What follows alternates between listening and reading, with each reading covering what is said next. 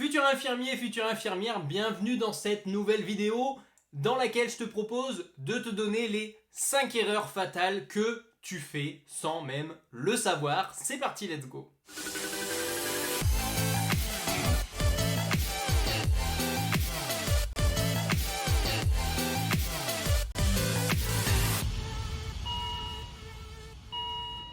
Yes, alors les erreurs que tu fais sans même le savoir. Avant de te les énumérer, il faut quand même mettre en avant que c'est important de reconnaître et d'apprendre de ces erreurs pour réussir, que ce soit à l'IFSI, en stage ou autre, puisque les erreurs nous aident à nous améliorer. Je vous propose donc les 5 erreurs fatales les plus courantes chez les étudiants en soins infirmiers, avec tout de suite la première erreur, ne pas s'organiser. Il y a trop de personnes qui vraiment arrivent un peu à l'arrache sur les études. Jusqu'à aujourd'hui, c'est passé, mais maintenant, ça ne va plus passer. Procrastination, manque de planification, tout ça, ça va avoir pour conséquence de vous causer du stress, un retard dans les révisions que vous allez vraiment peiner à rattraper, une mauvaise gestion de votre temps global dans les journées. Vous allez vous retrouver les week-ends à être submergé, vous allez vous retrouver à réviser jusqu'à des pas d'heure si vous n'êtes pas organisé. IFSI, dès le début, c'est un train qui passe à grande vitesse et si vous ne montez pas dans le train, c'est très difficile de le rattraper. Comment éviter cette erreur? La planification, c'est hyper important. Que vous utilisiez un agenda, un emploi du temps de révision, une to-do list, etc. Organisez-vous comme vous l'entendez, mais vraiment, organisez tout ce que vous avez à faire à court, moyen et long terme. La deuxième erreur, c'est de négliger la pratique. Se concentrer uniquement sur la théorie, réussir les partiels, c'est bien, mais vous allez être vite en difficulté dans les stages, ça peut même mal se passer.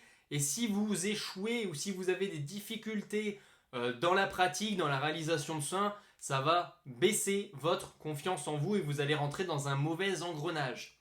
Pour ça, comment faire? Déjà, la pratique à l'IFSI avec les simulations et autres, c'est la base hyper importante à maîtriser. On vous laisse du matériel pour vous entraîner et autres, profitez-en un maximum, vraiment. Ensuite, en stage, demandez également à pratiquer un maximum. Si vous ne savez pas ou plus faire un geste, vous demandez à ce qu'on vous le remontre. Et ensuite, c'est vous qui pratiquez. La mise en pratique, elle doit être vraiment régulière. Répétez, répétez, répétez. Troisième erreur qu'on retrouve souvent, ne pas demander de l'aide. Penser qu'on peut tout faire seul et pas poser des questions, aller chercher les informations soi-même, c'est quand même une erreur. On peut très vite rentrer dans de la confusion, le sentiment d'être dépassé par les questions qu'on se pose à soi-même, par tous les doutes qu'on a. On peut également faire des erreurs qui auraient été évitables. Et c'est tout l'intérêt de demander de l'aide, c'est de ne pas faire des erreurs, bêtes ou non, on s'en fout, on n'est pas là pour juger ça. Maintenant, nos patients, on doit leur garantir une sécurité. C'est donc important d'avoir une bonne communication, savoir quand et comment solliciter de l'aide, également à qui vous pouvez demander, demander aux personnes compétentes et pas aux personnes qui sont un peu bancales. Donc vous pouvez demander soit à vos profs pour les sujets qu'ils maîtrisent, à vos camarades pour ceux qui sont bons dans tel ou tel domaine, qui peuvent vous conseiller. Si vous avez un groupe d'étudiants, posez-vous la question entre vous. Et également vos tuteurs de stage, les personnes qui vous encadrent, etc.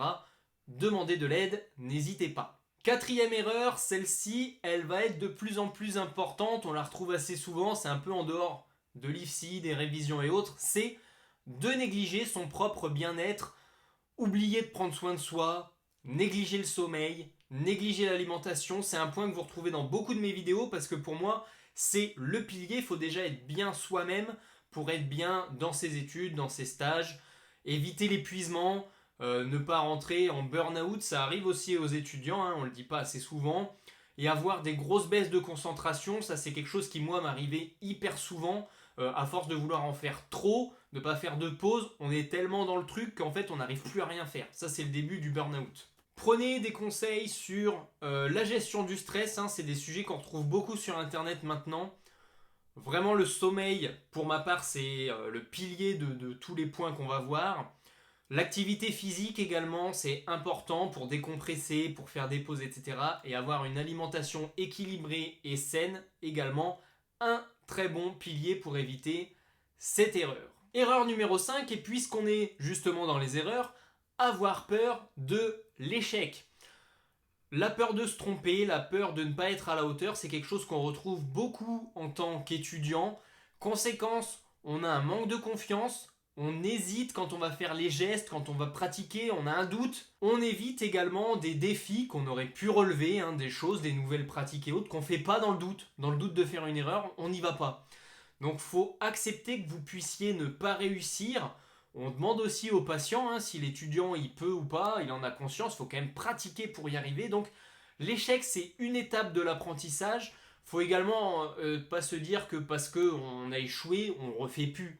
Il faut apprendre à rebondir, à réessayer, écouter des témoignages de réussite. C'est toujours venu la réussite après plein d'échecs. Donc encore une fois, pour passer au-delà de l'échec, pratique, pratique, pratique. Mais vous allez réussir, même si vous êtes en rattrapage de partiel ou autre, tranquille, pas de stress, faut réviser peut-être différemment avec d'autres méthodes, mais n'ayez pas peur de l'échec, finalement vous allez surmonter cela. Voilà pour les erreurs, les 5 erreurs que je voulais vous donner, que on fait et qu'on retrouve beaucoup trop régulièrement. J'espère que les conseils que je vous ai donnés vous permettront de les éviter, mais sachez que chaque erreur c'est une opportunité d'apprentissage. Ce qui est hyper important, c'est vraiment d'en avoir conscience et de s'améliorer au quotidien. Rapidement, si vous voulez éviter ces erreurs, si vous voulez gagner un maximum de temps, que ce soit pour prendre soin de vous, etc., pour mieux planifier vos révisions, etc., je vous invite à nous rejoindre à travers nos programmes, nos formations, nos 350 fiches de révision sur les 3 années d'IFSI. Rien que ça, je peux vous dire que ça prend du temps à rédiger 350 fiches.